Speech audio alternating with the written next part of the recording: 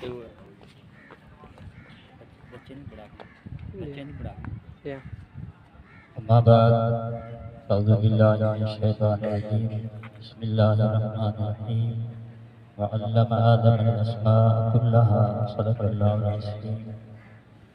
तमाम बच्चे दुरूद सलाम पढ़ लें, सारे पढ़ लें। अल्लाहुम्मा सल्लि अला मुहम्मद व अला आलि मुहम्मद व बारिक व सल्लिम व सल्लि अलैहि। उस्ताद का बहुत बड़ा मकाम है, बहुत बड़ी अज़मत है असातिज़ा की।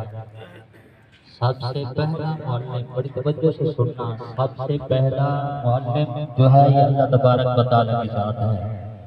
जब अल्लाह तबारक व तआला ने हज़रत आदम अलैहिस्सलाम की तख्लीक की, अपने हाथों से हज़रत आदम अलैहिस्सलाम को बनाया अपने दस्त कुदरत से, तो फरिश्तों को हुक्म दिया कि हे आदम फसजदू, आदम को सजदा करो। उन्होंने इनकार किया। तो उसके बाद अल्लाह तबारक व तआला ने हज़रत आदम अलैहिस्सलाम को तमाम चीज़ों के नाम सिखाए। व अल्लम आदम अल अस्माअ कुल्लहा।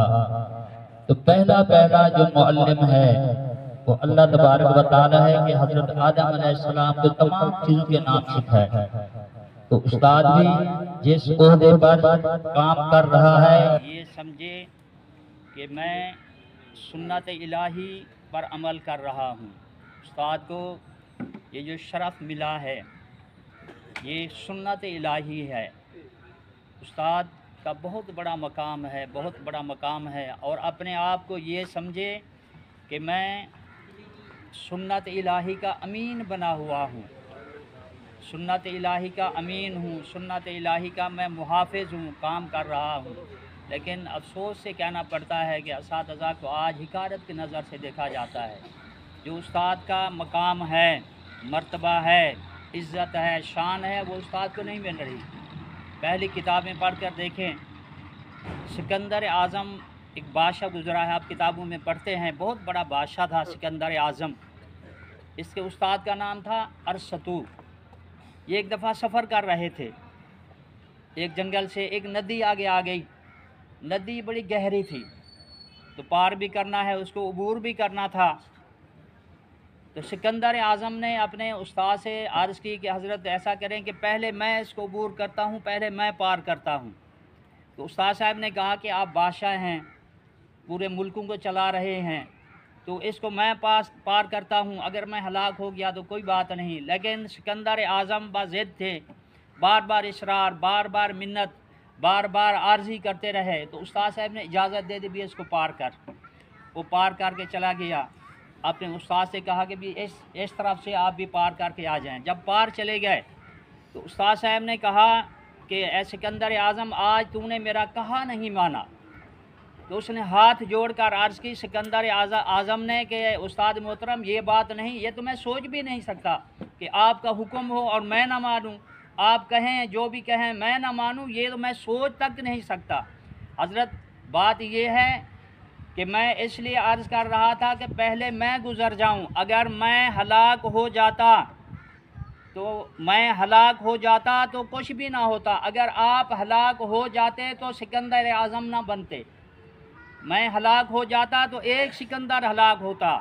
अगर आप हलाक होते तो हज़ारा सिकंदर आज़म हलाक हो जाते। मैं हलाक होता तो एक होता। वो था उस्ताद का मकाम, उस्ताद की शान और उस्ताद का कहा मानना। हारून रशीद बादशाह गुज़रा है, इसके दो बेटे हैं, एक का नाम मामून है, एक का नाम अमीन है। क्या नाम है? मामून और अमीन। इनके उस्ताद का नाम है हज़रत कुसाई, इमाम कुसाई रहमतुल्लाह अलैह। आप भी कह दें रहमतुल्लाह अलैह। बहुत बड़े ये बुज़ुर्ग गुज़रे हैं। इनको दाखिल करवाया मामून और रशीद ने, हारून और रशीद ने अपने बेटों को मदरसे में।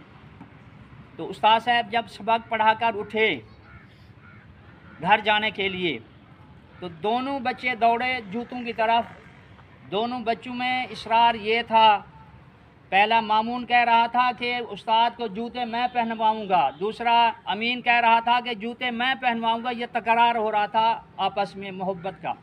तो फैसला दोनों ने ये किया कि एक जूता आप पहना दें, एक जूता मैं पहनवा देता हूँ। तो इसी तरह हुआ, एक ने जूता मामून ने पहनवा दिया, एक जूता जो था अमीन ने पहनवा दिया।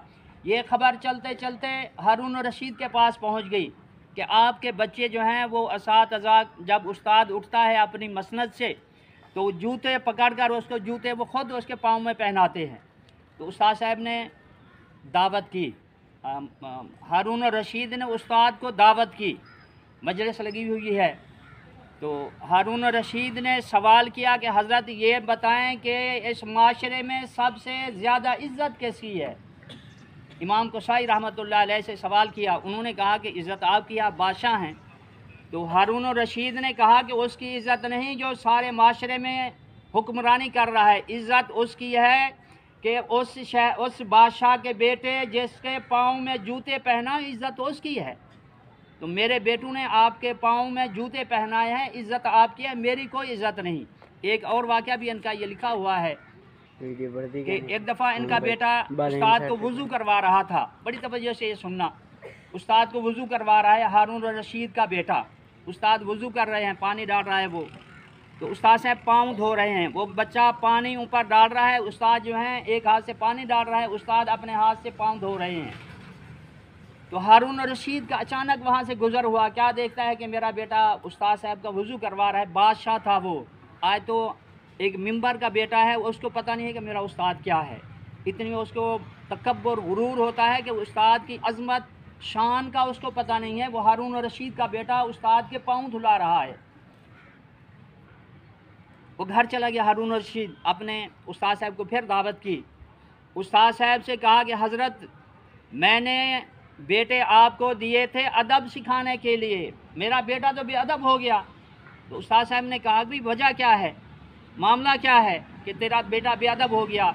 تو ہارون الرشید نے ہاتھ جوڑ کر عرض کی، حضرت میرا بیٹا وضو آپ کو کروا رہا تھا، میں وہاں سے گزرا، ایک ہاتھ سے وہ پانی ڈال رہا تھا، تم اپنے ہاتھ سے پاؤں دھو رہے تھے، چاہیے یہ تھا کہ ایک ہاتھ سے جو ہے وہ پانی ڈالتا، دوسرے ہاتھ سے آپ کے پاؤں دھوتا، یہ تھا ادب۔ تو پہلے اساتذہ کا بہت بڑا ادب تھا، بہت بڑا استاد کا احترام لوگ کرتے تھے۔ آج تو بدقسمتی سے استاد کا پتہ نہیں ہے، آج بچے پڑھ جاتے ہیں سلام تک نہیں کہتے کہ ہمارا استاد ہے، حالانکہ سلام کہنا یہ فرض ہو جاتا ہے، ساتھ سے گزر جاتے ہیں، اس طرح لگتا ہے جس طرح استاد کو جانتے نہیں ہیں۔ تو اس لیے ہمارے دلوں، العلم و نورن، علم جو ہے یہ نور ہے، جب تک ہمارا دل پاک صاف نہیں ہوگا اس وقت تک ہمیں علم نہیں آئے گا۔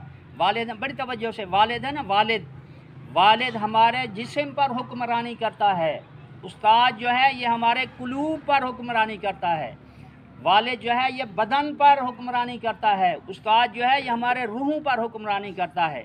استاد جو ہے نا، استاد یہ حیات القلوب ہے، ہمارے دلوں کو استاد زندہ کرتا ہے، ہماری روحوں کو تسکین دیتا ہے، اس کو استاد کہتے ہیں۔ تو جب تک ہمیں اساتذہ کا ادب احترام کا پتہ نہیں ہوگا، اساتذہ کا ادب احترام نہیں کریں گے، اس وقت تک ہمارے دلوں میں یہ علم نہیں آئے گا۔ آخر